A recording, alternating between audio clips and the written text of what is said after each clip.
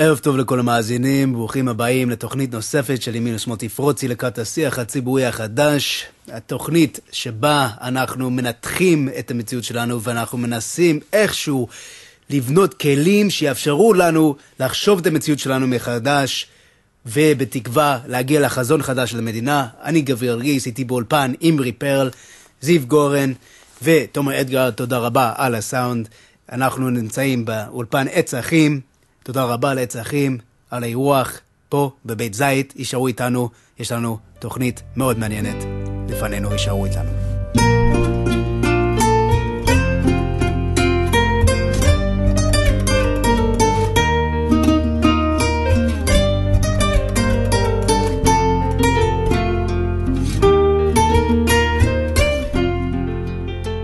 טוב, שלום שוב לכל המאזינים, שלום אמרי, שלום זיו. אנחנו היינו באמצע שיחה סביב הרעיון הזה שנקרא ריבונות יהודית, ואנחנו בתוכנית הקודמת דיברנו על הבעייתיות שביסוד התפיסה של ריבונות יהודית. אמרנו, בשביל מה יש לנו מדינה בכלל? בשביל מה צריכים מדינה?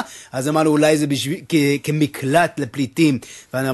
אמרתי, אם אני באמת הייתי חושב את זה, אני מחר הייתי חותם פוסט ציוני על זה, הולך להפגין בשייח ג'ראח. באמת. מחר הייתי הולך לעשות את זה. זה לא יכול להיות הסיבה. כל מי שחושב שאנחנו הקמנו את המדינה בתור מדינה מקלט, אם יש לו שכל, הוא פוסט ציוני. אם אין לו שכל, אז אין למה לדבר איתו. אנחנו הקמנו את המדינה בשביל להיות עם נורמלי, עם ככל העמים. לכל אחד יש את התרבות שלו. הצרפתים אוכלים בגטים, והסינים אוכלים חרקים או כלבים, לא יודע מה אוכלים שם, ואנחנו אוכלים פלאפל. אז גם לנו, כאילו, יש לנו גם זכות. אני אומר את זה כמובן בקריקטורה, אבל יש לנו ספרות, מוזיקה, שפה, כל המרכיבים של תרבות, לפחות היום יש לנו, וגם היה לנו בעבר. אז אולי בשביל זה יש לנו מדינה, ואמרנו שכאן היינו יכולים לעשות אוטונומיה. לא צריכים מדינה בשביל זה. אתה לא צריך מדינה בשביל אוטונומיה קהילתית. ואז אמרנו, אבל אנחנו צריכים להגן על האוטונומיה הקהילתית שלנו, אז אנחנו צריכים גם צבא ומונופול על שימוש בכוח. אבל אני אומר, באיזה מחיר? כמה פעמים אתה מוכן ללכת להילחם, להרוג ולהיהרג בשביל לאכול פלאפל? אני לא יודע. לכל דבר יש מחיר. אתה מבינים מה שאני אומר? כאילו אני אומר את זה קצת בקריקטורה, אבל זה העניין. כמה אתה מוכן לשלם בשביל זה? והשאלה, הרבה אנשים הגיעו למסקנה שזה לא שווה. זה לא שווה. אני יכול גם לראות סרטים ישראלים בניו יורק, ואני יכול לחיות את החיים שלי, התרבותים המלאים, בקהילתיים, בקהילה היהודית באוסטרליה. אני לא צריך ריבונות יהודית. והרבה מאוד יהודים בעולם הגיעו למסקנה הזאת. הרבה מאוד, וגם יש כאלה גם בכלל ששייכים לזרם הפילוסופי, שאומר, בכלל זהות פרטית, קבוצתית, מזיקה. הרי אנחנו כולנו בני אדם, כן? אז יש כל מיני אולי סוגים שונים של בני אדם, אבל אנחנו כולנו בני אדם, ובואו לא נשתמש בזהויות הפרטיות שלנו כדי להבדיל בינינו לבין עמים האחרים. הם לא מוכנים לזה, והם כבר עזבו את הדבר הזה, והם פוסט ציונים. גם איתם אני מזדהה. ואנשי ימין חייבים להבין את זה. אם זאת ההצדקה שלך, זה מדינה, אז גם אתה צריך להיות פוסט ציוני. אנטי ציוני. אולי. כן? ואז אנחנו התחלנו לדבר על באמת שאולי יש איזשהו משהו אחר. יש משהו אחר עמוק בתוך הרעיון הזה של ריבונות יהודית, ובתוכנית הקודמת לא רציתי כל כך לדבר על זה.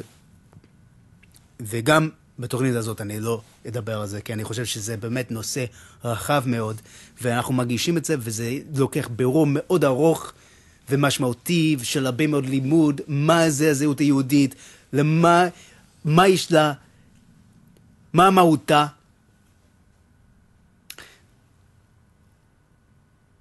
ואנחנו אומרים, אבל בוא ניקח צעד, בוא נגיד שבאמת יש איזשהו ערך בזה שיש מדינה יהודית בעולם. אם יש ערך בזה שהיא מדינה יהודית בעולם, כן? אז אנחנו צריכים לראות מה זה אומר שתהיה מדינה יהודית בעולם. כן? אני למשל אישית, אני חושב שיש יש לנו דברים לתרום לעולם כולו, בתור עם ריבון, בתור מדינה. והדברים האלה צריכים לבוא לידי ביטוי, ואני חושב שהעולם מצפה לראות את זה מאיתנו, להיות משהו אחר, להיות אור לגויים, להיות ממלכת כהנים, להיות עם ששואף לתקן עולם במלכות שדי, שיודע לעשות פוליטיקה מסוג אחר, פוליטיקה שהיא מונעת על ידי הרצון לצדק, השאיפה לצדק, השאיפה לאמת. מגיע לעולם שתהיה מדינה שכן תשאף לדברים האלה ברמה הפנימית וברמה החיצונית. שהיא אכפת לה מהעולם, שהיא אכפת לה באמת, לא בגלל האינטרסים הכלכליים והאחרים והפרגמטיים שלה. אנחנו ודאי רחוקים מזה מאוד היום. אנחנו ודאי רחוקים מזה מאוד היום. ואם זה החזון שלנו, ואנחנו רואים שהחזון, אז יש אנשים שגם הם מרגישים את החזון הגדול הזה. זה נופל על כתפיהם. והם אומרים, תראו את החזון ותראו את המציאות. הפער הזה בלתי נסבל, אני לא יכול להיות שם. אז גם הם פוסט-ציונים. איזה מאבק יש לנו, חברים. איזה מאבק גדול יש בפנינו. חייבים להראות שהחזון הזה אפשרי. ואולי הוא לא. אולי אנחנו כולנו חיים בהזיה. הזיות. באשליה. אולי זה לא אפשרי. אולי אנחנו הולכים רחוק מדי. אולי אנחנו סתם משיחים, שאנחנו חושבים, התרבות שלנו בכלל היא כזאת.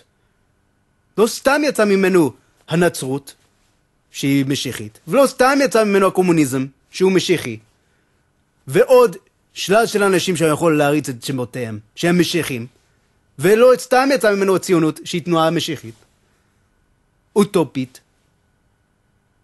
אולי הדבר הזה בלתי אפשרי. אז אנחנו צריכים לבדוק את הדבר הזה טוב מאוד, כי אם הוא בלתי אפשרי, אז אולי אנחנו באמת הולכים לקראת הרס עצמי. אולי זה לא טוב, אם זה לא אפשרי. אז אנחנו צריכים לעשות את הבירור הזה, חברים. אנחנו צריכים לעשות את הבירור הזה, וזה דבר לא פשוט. ומה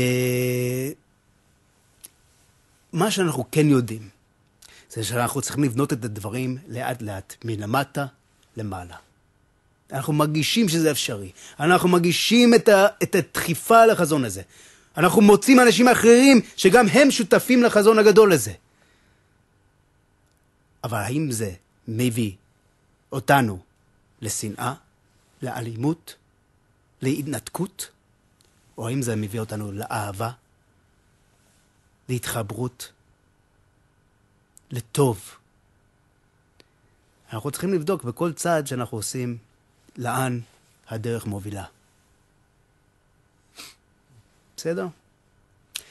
אבל דבר אחד, אני כן ציינתי קצת, אימרי, בסוף התוכנית הקודמת, ובצדק אתה ביקשת שאני אחזור על זה.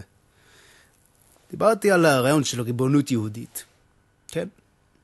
ואמרנו שיהיה מה מהותי בתוך הדבר הזה של ריבונות יהודית. עכשיו, יש הרבה אנשים של היום, שהם במרכז הציבור הישראלי, הם סוברים שהמשמעות או המהות של ריבונות יהודית היא רוב יהודי מוצק. נכון? ולכן הם נקסמים על ידי פתרונות קסם של למשל שתי מדינות לשני עמים, להקים איזה חומה, להפריד, לחלק. הדברים האלה מאוד, מאוד מושכים. למה? כי אם אנחנו רוצים באמת מדינה יהודית, והם אומרים את זה, אנחנו רוצים מדינה יהודית, זה אומר שאנחנו צריכים רוב יהודי, ויש בעיה דמוגרפית. ותמיד עולה הבעיה הדמוגרפית, תמיד מדהים, בדיוק כשרוצים לעשות איזה מהלך פוליטי, אז הבעיה הדמוגרפית פתאום מופיעה בכותרות של העיתונים, כמובן. אבל תבין מה עומד במהות, בבסיס התפיסה הזאת. אם ריבונות יהודית עבורך היא במהותה רוב יהודי מוצק, זה אומר ביטול של האחר. ביטול של המיעוט. כן? אתם בעצם אויב. ערבים, כשאתם עושים ילדים, אתם אויבים שלנו. ערבים, כשאתם מתרבים, אתם אויבים שלנו. הרבה מאוד אנשים תפסו את הדבר הזה. מי תפס את זה? למשל, אנחנו יודעים שהערבים תופסים את זה טוב מאוד, כי זה מסר ברור ששמעו אותי. ויותר ויותר אנשים יבינו את זה. אלא אם כן אנחנו נבוא עם אלטרנטיבה. ומהי האלטרנטיבה? חבר'ה, המהות של ריבונות יהודית היא אינה רוב יהודי, שכרוך בתפיסה הזאת, כמו שאמרתי, ביטול האחר. אלא מה? כאילו, אני כן מסכים שאולי צריכים רוב יהודי בארץ כדי שהדבר יהיה אפשרי, אבל זה לא המהות. לא צריכה להיות בעיה דמוגרפית. המהות היא שיש רעיון שהעם היהודי נושא בקרבו, רעיון מדיני שהעם היהודי נושא בקרבו, שהוא רוצה להביא לידי ביטוי, ואם לרעיון הזה אין מקום מוסרי, אוהב, צודק למיעוטים שבתוכו, אז הדבר הזה לא אמיתי.